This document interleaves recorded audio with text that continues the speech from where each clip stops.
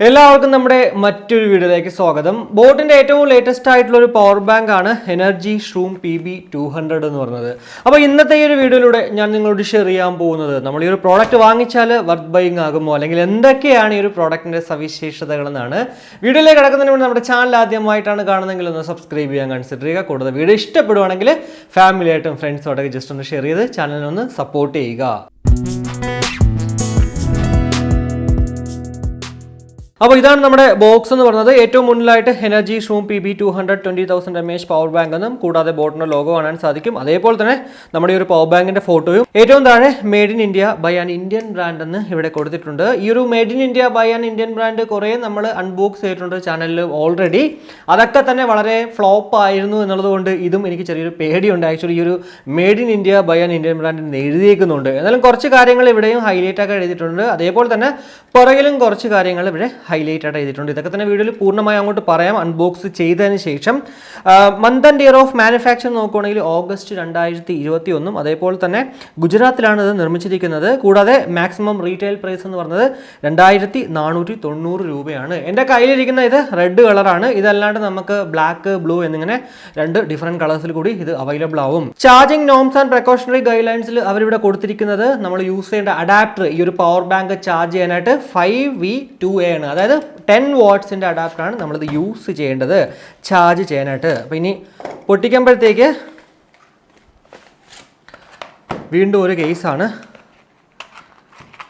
അത് just open ചെയ്യുമ്പോഴത്തേക്ക് ഇതേ നമ്മുടെ സെയിം ആ റെഡ്മിയുടെ ഒക്കെ പവർ ബാങ്ക് ഉണ്ടല്ലോ അതേപോലത്തെ ഒരു ഡിസൈൻ തന്നെയാണ് കേട്ടോ നമ്മുടെ ഈ ഒരു ബോക്സ് വരുന്നത്.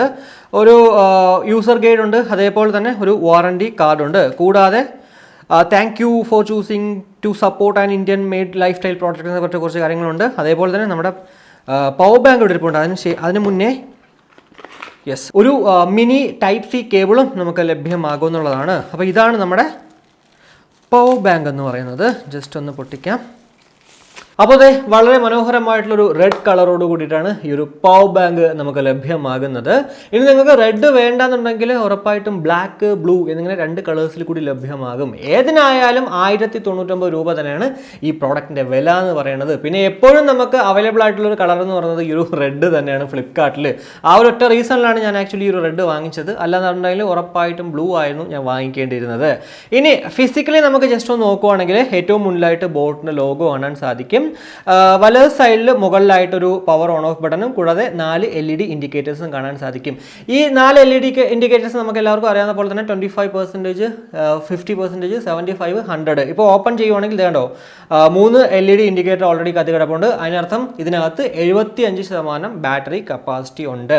എന്തായാലും ഈ രണ്ട് സൈഡിലുള്ള ടെക്സ്ചർ എന്ന് പറയുന്നത് അത്യാവശ്യം കൊള്ളാം. അതായത് ഒരു ഗ്രിപ്പ് നൽകുന്നതാണ്. കാരണം ഈ ഒരു സ്ലീക്ക് അലൂമിനിയം കേസ് കൊണ്ടാണ് ഈ ഒരു പവർ ബാങ്ക് നിർമ്മിച്ചിരിക്കുന്നത്. അതുകൊണ്ട് തന്നെ നമ്മൾ പുറത്തൊക്കെ പോകുന്ന സമയത്ത് കൈയൊക്കെ ഇത്തിരി വിയർത്തൊക്കെ ഇരിക്കുവാണെങ്കിൽ നമ്മൾ പിടിക്കുവാണെങ്കിൽ പെട്ടെന്ന് ഇത് സ്ലിപ്പായി പോകാനായിട്ട് ചാൻസസ് കൂടുതലാണ്. പക്ഷേ ഈ ഒരു ടെക്സ്ചർ ഉള്ളതുകൊണ്ട് തന്നെ നമ്മൾ ഇങ്ങനെ പിടിച്ചു കഴിഞ്ഞാൽ കയ്യിൽ പെർഫെക്റ്റ് ആയിട്ട് ഇരിക്കും. പിന്നെ സൈസ് എന്ന് പറയുന്നത് വളരെ കോമ്പാക്റ്റ് ആയിട്ടുള്ളൊരു സൈസാണ്. റെഡ്മി 20,000 mAh പവർ ബാങ്ക് എൻ്റെ കയ്യിലുണ്ട്. അതും ഇതൊക്കെ വെച്ചിട്ട് കമ്പയർ ചെയ്തപ്പോഴത്തേക്ക് ഇത് അത്യാവശ്യം നല്ലൊരു കോമ്പാക്റ്റ് ആയിട്ടുള്ള സൈസും ഒരു ട്രാവൽ ഫ്രണ്ട്ലി തന്നെയാണെന്ന് എടുത്ത് തന്നെ എനിക്കിപ്പോൾ പറയാൻ പറ്റും.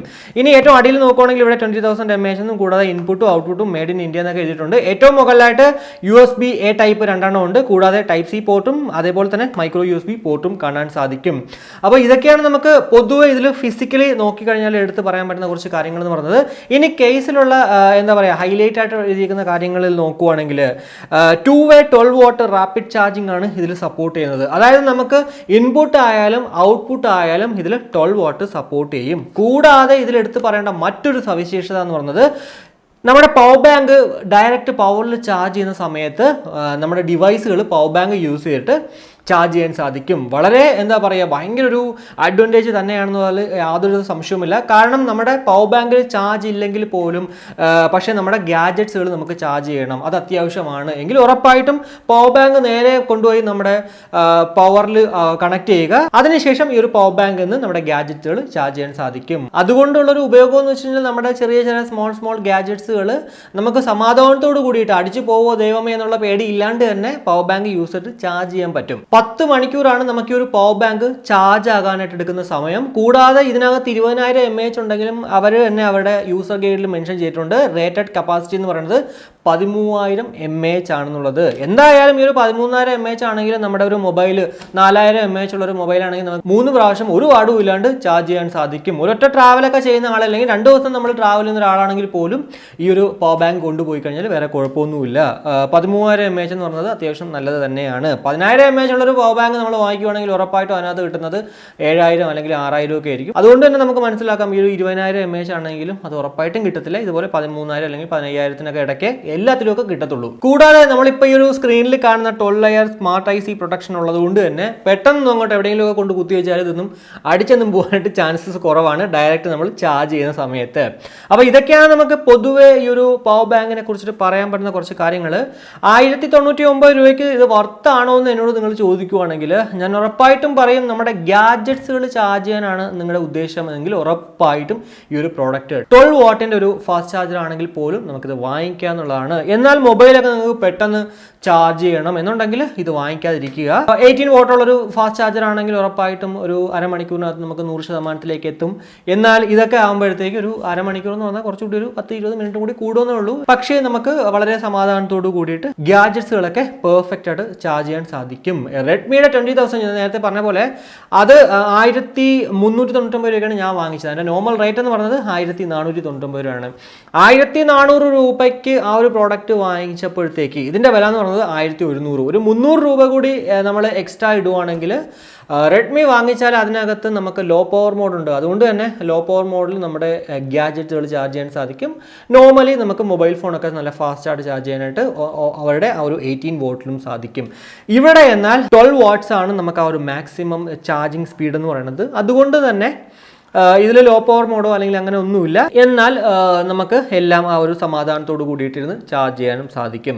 ഏത് പ്രോഡക്റ്റ് വേണം എന്നുള്ളത് അല്ലെങ്കിൽ 1,000 രൂപ മാത്രമേ ഉള്ളൂ, 1,100 രൂപ മാത്രമേ ഉള്ളൂ എങ്കിൽ ഈ ഒരു ബോട്ടിലേക്ക് പോവുക. അതർവൈസ് വേറുള്ള പ്രോഡക്റ്റുകൾ നോക്കുന്നതിലും വേറെ തെറ്റൊന്നുമില്ലെന്നാണ് ഞാൻ പറയുന്നത്. അല്ലാണ്ട് നിങ്ങൾ ഈ ഒരു ബോട്ടിൻ്റെ തന്നെ വേണമെന്ന് പറഞ്ഞിട്ട് വാശി പിടിക്കേണ്ട ഒരു ആവശ്യവുമില്ല. പിന്നെ കോമ്പാക്റ്റ് ആണ്, അത് വേറൊരു കാര്യം.